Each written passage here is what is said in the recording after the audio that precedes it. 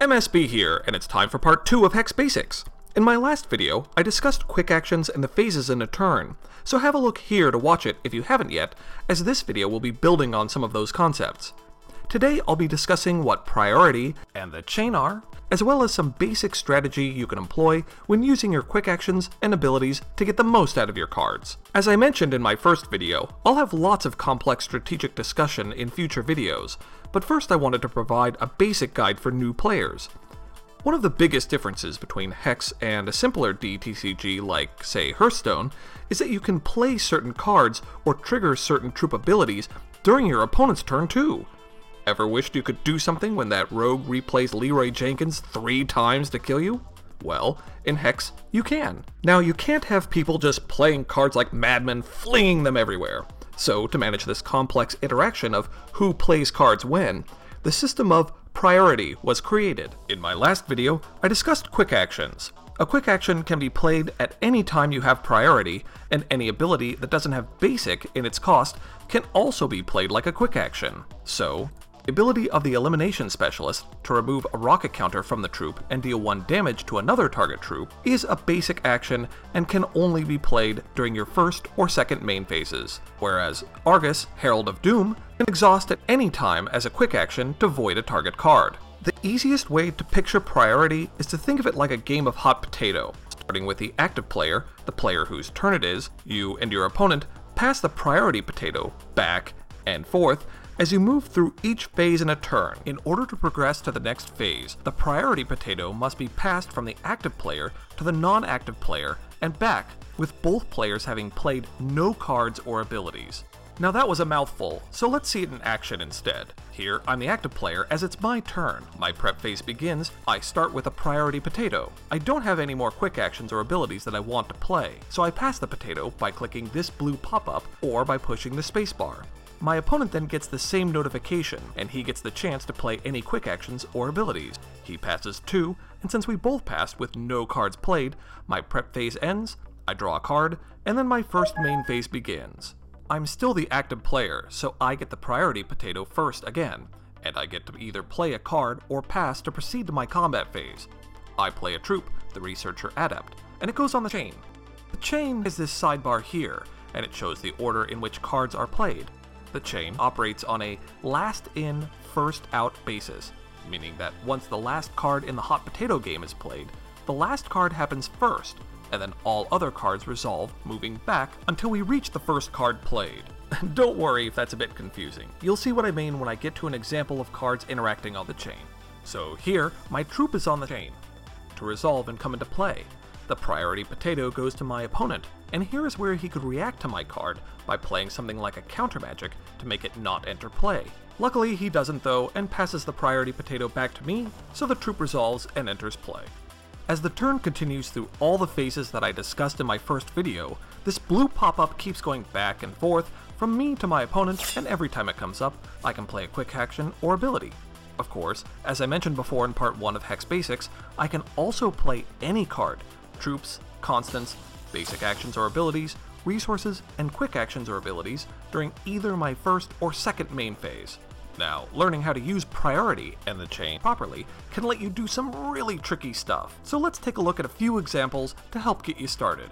We'll start with a simple interaction first.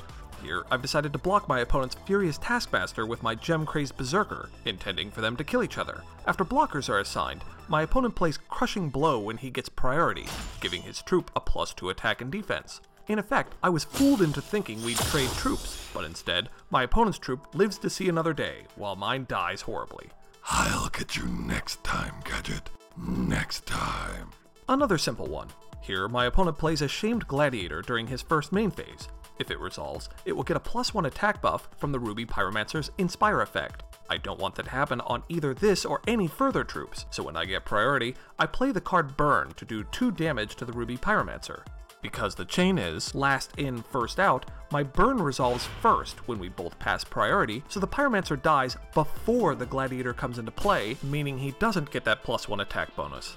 Getting a little bit more strategically complex, here I know that my opponent wants to get rid of my turreted wall as it is slowly killing him. Torture. I get the feeling he has some direct damage in his hand. He first plays an Elimination Specialist, which gets 4 1-damage tokens that can be used against troops on this turn. These have to be assigned one at a time as a basic action. My opponent tests the water by hitting my wall for 1 damage. I have the quick action Blinding Light, which will prevent all damage in a turn to either myself or troops, but I want to pull out more cards from my opponent's hand before I play it, so I let that 1 damage go through. My opponent tests me further by attacking with a 2-attack troop. I take the damage, still hanging on to Blinding Light. He then assigns 2 more 1-damage tokens during his second main phase, which I allow because my troop still has a 2 defense. Finally, my suspicions are confirmed as my opponent plays a burn quick action to try to finish it off with 2 more damage. Not so fast, I cry, and play Blinding Light when I get priority, successfully having drawn out my opponent's direct damage card and saving my wall. Now let's look at an even more complex interaction of priority and the chain. Here, it's my opponent's first main phase, and he really wants my Volcannon gone. He plays Nature Reigns, which will destroy the Volcannon. I receive priority, and I want to get some use out of the cannon before it goes away. As abilities without the word basic in them can be activated like quick actions, I activate the Volcannon's first ability to deal 3 damage to my opponent by exhausting a dwarf or robot. I want the damage to resolve in case he has something like a Blinding Light, because there's no sense proceeding further for no good reason. I pass priority to my opponent. He passes and allows the damage to resolve because again the chain is last in first out, so my damage resolves before his destruction effect takes place. I get priority back, and I activate the second ability of the Volcannon to ready by exhausting 2 more dwarves or robots. Again I pass to allow the effect to resolve.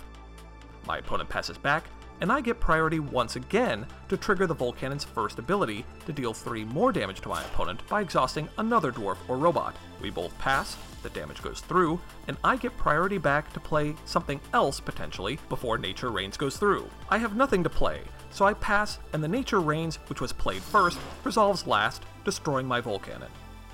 Playing abilities in reaction to a destruction effect from your opponent and using the chain and priority to draw cards out from your opponent's hand are key concepts in Hex. So before important cards resolve, be sure to take a look at your cards to see if there's any way to use something first. Please be sure to leave a comment in this video here if there are any other systems, cards, or interactions that don't make sense to you, and I'll be happy to go over them. Now you should have more confidence to use quick actions and abilities as an effective means to gaining an advantage over your opponent. So, if you like this video, please take the time to pass it along to someone else who's new to Hex. And while you're at it, subscribe to my channel. As always, I'm MSB, wishing you good games and good times.